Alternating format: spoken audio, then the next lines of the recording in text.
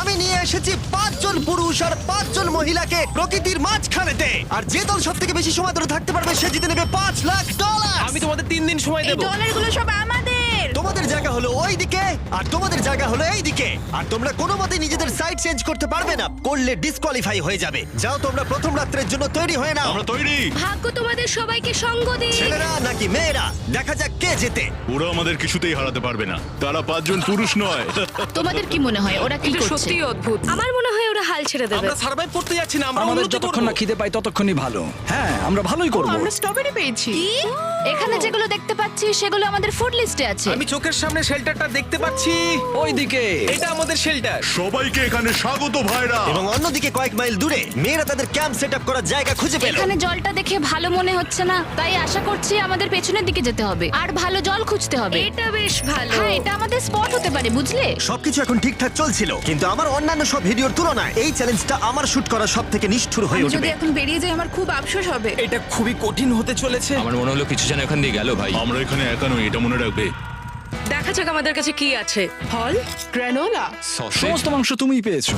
আমি প্রত্যেককে একটা করে জলের বোতল আর কিছু প্রয়োজনীয় জিনিসও দিয়েছিলাম। এ তো অনেক খাবার। দেখতে হবে যে এগুলো আমরা কতদিন চালাতে পারবো। টেনশন, তোমরা কি আমাকে শুনতে পাচ্ছ? হ্যাঁ, আমরা ভালোই শুনতে পাচ্ছি। হ্যাঁ, আমরা শুনতে পাচ্ছি। আমি শুধু তোমাদেরকে জানাতে চাই যে এই চ্যালেঞ্জটা কিভাবে এগোবে। চ্যালেঞ্জটাকে ইন্টারেস্টিং করতে যদি কোনো একজন এই চ্যালেঞ্জটাকে ছেড়ে দেয়, তবুও সে তার ভাগের অর্থ জিততেই পারে। শুধু এটাই দেখার যে কোন দলের খেলোয়াড় শেষ অবধি টিকে থাকতে পারে। আমরা এটা আশা করিনি। কেউ কখনো করে না। এখন তোমাদেরকে ঠিক করতে হবে যে টিমমেটদের সাহায্য করতে তোমরা এখানে থাকবে নাকি খাবার বাঁচাতে তোমরা লিভ করে যাবে। এবং এই গোটা চ্যালেঞ্জে মেয়েদের টিম জানতে পারবে না এখনো পর্যন্ত কতজন ছেলে টিকে আছে, এবং ছেলেরা জানতে পারবে না যে মেয়েদের টিমে এখনো পর্যন্ত কতজন টিকে আছে। এটাই হলো স্ট্র্যাটেজি। মজা এই হবে। খাবারটা দুজনের জন্যই যথেষ্ট, 5 জনের জন্য মোটেই আমরা নয়। কি একে অপরকে টিকিয়ে রাখতে পারবো সেটাই বুঝতে পারছি আমাদের না। ব্রিজটা ক্রস করতেই হবে ওখানে কেউ গেলে। যদি কুইট করতে চায় আমি তার বিরুদ্ধে একদমই যাব না। কিন্তু আমি তো অবশ্যই যাব।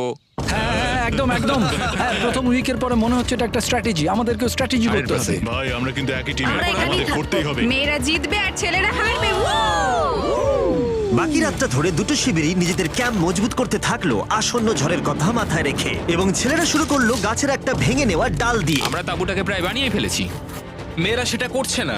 আসলে তারা করে এবং ছেলেদের থেকে ভালো করছিল। ওপরের দিকে। আমি চেষ্টা করছি আগুনটা জ্বালানোর।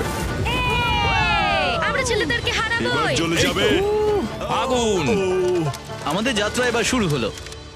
প্রথম রাতটা অনেকটাই টাফ ছিল, আমার ঘুম আসতে অনেকটা টাইম লেগেছে। Good morning. আমাদের আরো কিছু জিনিসপত্র লাগবে। চলো আমরা তৈরি করা শুরু করি। আমার মনে হয় ছেলেদের থেকে মেয়েরা বেশি ভালো কাজ করছে। আমরা জঙ্গলের মধ্যে দিয়ে যাচ্ছি কারণ আমাদের জলের দরকার। পরিষ্কার পানীয় জল পেতে ছেলেদের অনেক মাইল পেরোতে হতো পানির অযোগ্য নোংরা জলাভূমির আশা মধ্য করি দিয়ে। মেয়েরাও যেন এমন কিছুর মধ্যে দিয়ে যায়। আমি মিথ্যে বলবো না, এই জলটার মধ্যে কিছুই দেখা যাচ্ছে না। আমি এই নোংরা জল মোটেই খেতে চাই না। ভালো 1.5 মাইল 2 মাইল হাঁটা, এটা সবে দ্বিতীয় দিন।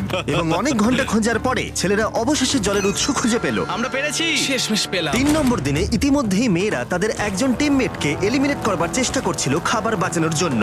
যদি আমরা এই চ্যালেঞ্জটাকে জিততে চাই এই কটা খাবার নিয়ে, তাহলে সেটা কোনোভাবেই সম্ভব নয়। আমি চাই যে কোনো দুজন আমার সঙ্গে শেষ অবধি টিকে থাকুক। হ্যাঁ, আমিও একমত। এবং পুরো দলের কাছে এটা খুব পরিষ্কার ছিল যে সেই দুটো মেয়ে কে হবে। পেড্রা আর জুলিয়া হলো আমাদের জেতানোর একমাত্র আশা। তাই আমরা সবাই ওর পাশে আছি এবং যতটা সম্ভব হয় আমরা করব। এবং অন্যদিকে ছেলেদের এটার ব্যাপারে কোনো ধারণাই ছিল না। জানি না কি হতে চলেছে। না, আমাদের মধ্যে সেরকম কোনো প্ল্যানিং আমরা 5 জন মানুষ এই এতটুকু খাবার খাচ্ছি। আমার মনে হয় না আমরা শেষ পর্যন্ত 5 জন বাঁচতে পারবো। 4 নম্বর দিনে আমি আর যশ আলোচনা করছিলাম যে আমাদেরকে খাবার আনতে হবে, আর বাকিরা কোনো কাজই করছিল না। টিজে আর আমি এই ওয়েটগুলো বইছি। আমরা টিমের জন্য একটা শক্ত শক্ত শক্ত শক্ত ভিত তৈরি করছি, আর ওরা শুধুই আগুনের পাশে বসে মজা করছে। ওরা চাই আমরা শুধু কাজ জস, করি। আমাদের খাবার কি তৈরি হয়েছে? হ্যাঁ, কখন? তুমি খাবারগুলোর দিকে খেয়াল রাখোনি? না। সবকিছু কি আমায় করতে হবে নাকি? মানে আমি ওরা মিন করে কিছু বলতে চাইনি। এই মুহূর্তে ছেলেরা চ্যালেঞ্জের 1 সপ্তাহ পার করেনি এবং এর মধ্যেই তারা একটা প্রকৃত টিম হয়ে ওঠার চেষ্টা করছিল। আমি এটা ডাইরেক্টলি জসকে বলবো। তুমি তো সারাদিন দেখে মনে হচ্ছে কিছুই করছো না, আর আমাদের এটা ওটা সেটা করতে কাল ঘাম ছুটে যাচ্ছে সারাদিন ধরে।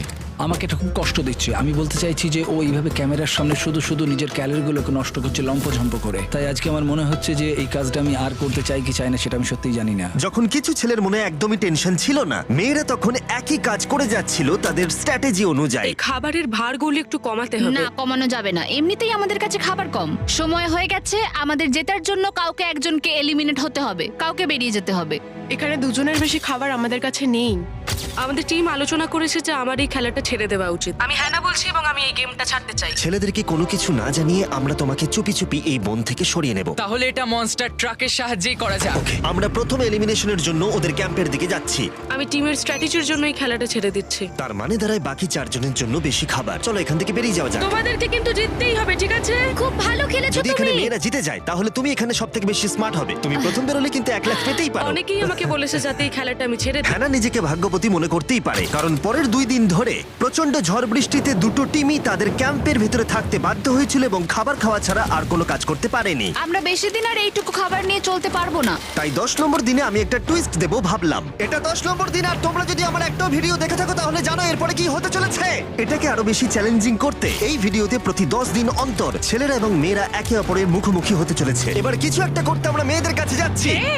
হাই, এটা ডে 10। তোমাদের কি মনে হচ্ছে? তুমি আমাদের ভালো খবর দেবে? হতেও পারে। ও, আমি চাই তোমরা একজন লিডার বেছে নাও এবং একজন ছেলেকেও সম্ভাব্য উইনার হিসেবে বেছে নাও। ব্রিজে তোমাদের সাথে 1 ঘন্টা পরে দেখা হচ্ছে। এখানেই এই ভিডিওতে আমরা একটা টুইস্ট আনতে চলেছি। আমরা ফেডরারকে চুজ করব। দেখা যাক ছেলেরা এখন কি করছে।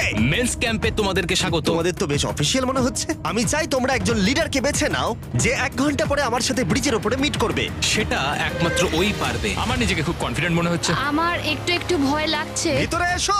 এদের হাঁটাগুলো কিন্তু বেশ ভালো। কনগ্রাচুলেশন 10টা দিন সার্ভাইভ করার জন্য। কি খবর? হ্যাঁ, আমি ভালোই আছি। এবং মনে রেখো, তারা জানেই না যে অপোজিট টিমে এখনো পর্যন্ত কতজন টিকে আছে। তোমার কি মনে হয় এখন কতজন মেয়ে টিকে আছে? হবে হয়তো 3 জন। কতজন ছেলে টিকে আছে বলে তোমার মনে হয়? আমারও মনে হয় 3 জন। মজার বিষয় হলো দুজনেই সম্পূর্ণরূপে ভুল ছিল এবং কেউই সত্যিটা জানতে পারবে না যতক্ষণ না একটা টিম জিতছে ততক্ষণ পর্যন্ত। চ্যালেঞ্জটা সিম্পল, তোমাদের ওই টার্গেটে ফায়ার করতে হবে এবং তার ঠিক নিচেই একটা পচা খাবারে ভর্তি ব্যাগ ঝোলানো আছে। তোমরা টার্গেটে মারলে ব্যাগটা পড়ে যাবে। যদি মিস করো, ওটাকে অন্যদিকে নিয়ে যাও, তাহলে ও কিন্তু সুযোগ পাবে খেলাটাকে জিতে নেবার। আমি তীর খুব ভালো চালাতে পারি। আমি আশা করি এরপর প্যাট্রিককে পাঠানো হবে, আমাকে নয়। ফেডরা এটা অবশ্যই করবে, নিশ্চয়ই হ্যাঁ, করবে। অবশ্যই। দেখা যাক কে প্রথমে ফায়ার করে। না না না না, চলে না। আমি তাহলে ঠিক আছে, ফায়ার করো। শট নাম্বার 1 আমি বাজিমাত এর আগে করব। কখনো তুমি তীর চালিয়েছো? কখনো চালাইনি। ও, ঠিক আছে। আমার তো মনে হচ্ছে সুপার বল দেখছি। প্রথমবার তীর চালাচ্ছ? ও, প্রথমবার তীর চালাচ্ছে। ভাই এটা কি হলো? ও মিস করে গেল। টার্গেটটাকে এখন অন্যদিকে নিয়ে যাও। দেখা যাক মেয়েদের টিম এটা করতে পারে কিনা। ওয়াও, ও কিন্তু এখন জ্যাকেটটাকে খুলে ফেলছে। ওর যাওয়ার সময় হয়ে গেছে। ফেডরা, তোমার টিমের কিন্তু সত্যি এখন খাবারের প্রয়োজন। তুমি কি ওদেরকে সাহায্য করতে সফল হবে?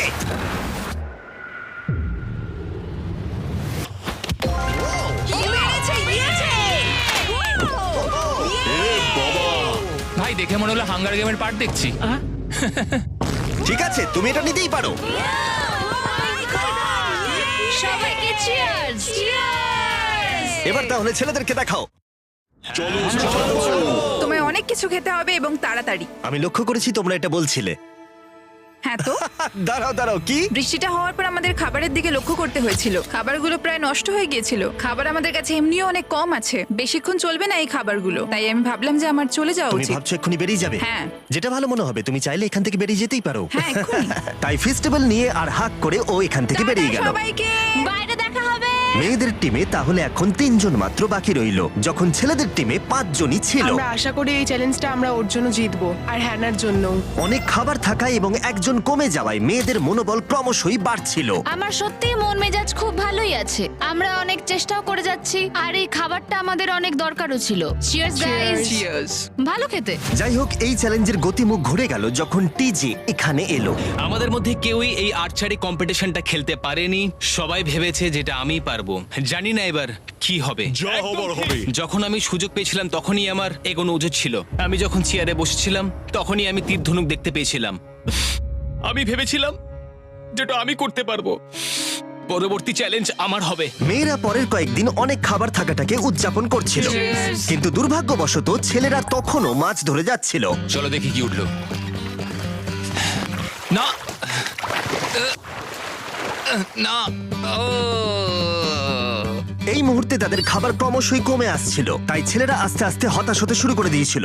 ভাই ক্যাম, আমি কিন্তু তোমাকে পেয়ে এখানে খুব খুশি। আমি জানি আমি খুব অলস প্রকৃতির মানুষ, কিন্তু আমি এইসব ব্যাপারে আমি মাথা ঘামাতে চাই না। ক্যামেরনের মানসিক চাপ বাড়তে শুরু করে দিয়েছিল এবং সামি তার উৎসাহকে বাড়াবার চেষ্টা করছিল। 13 নম্বর দিনের সকালে সে তার সিদ্ধান্ত নিয়ে ফেলেছিল। আমার একদমই ঘুম হচ্ছে না। আমার আস্তে আস্তে শরীরটা খারাপ হয়ে যাচ্ছে। আমি তোমার জন্য খুব প্রাউড ফিল করি ভাই। ধন্যবাদ ভাই, তুমি খুব ভালো করে খেলবে। ক্যাম্পকে হারানো একটা সত্যি বড় ধাক্কা ছিল আমাদের। আজকের দিনটা সত্যি খুব খারাপ যাচ্ছে। কিন্তু শুধুমাত্র ছেলেরাই ক্ষতির মুখে পড়েনি। আজকে আমাদের টালিয়ার দিন। আমরা ওকে সত্যি খুব মিস করছি। মেয়েদের টিমে কম খেলোয়াড় থাকার কারণে তারা স্ট্র্যাটেজি ইউজ করছিল, অন্যদিকে ছেলেরা প্রতিকূলতার সাথে লড়াই করে যাচ্ছিল। আমি একদম হেরে গেছি। আমি এখানে আসতে পেরে খুশি। এটা সত্যি খুব কঠিন। আমি জাস্ট একটু ভেঙে তোমার পড়েছি। মনে হয় যে তুমি পরের চ্যালেঞ্জটা জিতবে?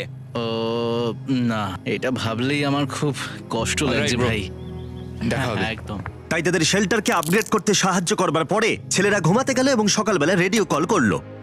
ছেলেরা, কি খবর? আমি ওয়াকিতে একটা মেসেজ পেলাম। আমি তোমায় কিছু কথা বলতে চাই জিমি। আমি এখানের মধ্যে কোনো মাচো ম্যান নই, কিন্তু এটাও বলতে পারি যে এটা কঠিন নয়। ঠিক আছে সবাই, চলো তাকে চ্যালেঞ্জ থেকে বার করি আমরা। চলো। ক্যাম্প থেকে বিদায় নেবার সময় সামি সকলের উদ্দেশ্যে একটা পার্টিং গিফট দিল। তুমি টি শার্টটা চাও? আমি টি শার্টটা নেবো, ওর পোশাকটাও ও দিয়ে দিল। প্যান্টটাও দাও। তোমরা তো ওর থেকে সবকিছুই নিয়ে নিলে। এই মানুষটা এবার কি যেতে পারবে? তুমি এখন যেতে ও পারো। এখন আগের মতোই শেরপা, তার মানে হলো অফিসিয়ালি এলিমিনেটেড। কল ওকে এখান থেকে নিয়ে যাও। তাহলে তোমরা এখন 3 জন। ট্রেনটা কি কন্টিনিউ হবে? দুদিন পরে কি সংখ্যাটা 1 হয়ে যাবে? একদমই না। চ্যালেঞ্জের 2 সপ্তাহের মধ্যেই অর্ধেক প্লেয়ার লিভ করে গেছে, আর সময় যত এগোচ্ছিল পরিস্থিতি ততই খারাপ হচ্ছিল। আমি ট্রাকটাকে দেখলাম যেটাকে তুলছিল। আমার প্রথমেই খুব হিংসা হলো। আমি জানি না শেষ পর্যন্ত থাকতে পারবো জশ কিনা। কুইট করবে বলে প্রায় সিদ্ধান্ত নিয়েই ফেলেছিল, কিন্তু ঝড় আসার সাথে সাথে পরিস্থিতি আরো অনেকটা খারাপ হয়ে গেল। ও ও ও বৃষ্টি শুরু হয়ে গেল। শান্তিতে ঘুমানোর জন্য মেয়েদের ক্যাম্প অনেকটাই উপযুক্ত ছিল, কিন্তু অন্যদিকে ছেলেদের ক্যাম্পটা এই বৃষ্টিকে আটকাবার জন্য একেবারেই উপযুক্ত ছিল না। আমি এইভাবে সবকিছু শেষ করতে চাইনি। এই মুষলধারে বৃষ্টি অনবরত প্রায় 2 দিন ধরে চলল। আমার রেনকোটটা পুরো ভিজে জবজব করছে, আমার পেটটা পুরো ভিজে গেছে এবং আমার প্যান্ট পুরো একেবারে ভিজে গেছে। আমার মনে হচ্ছে আমার কুইট করা দরকার। এখানে বৃষ্টি একটু আগেই থামলো, আর ফেডরা আমাদের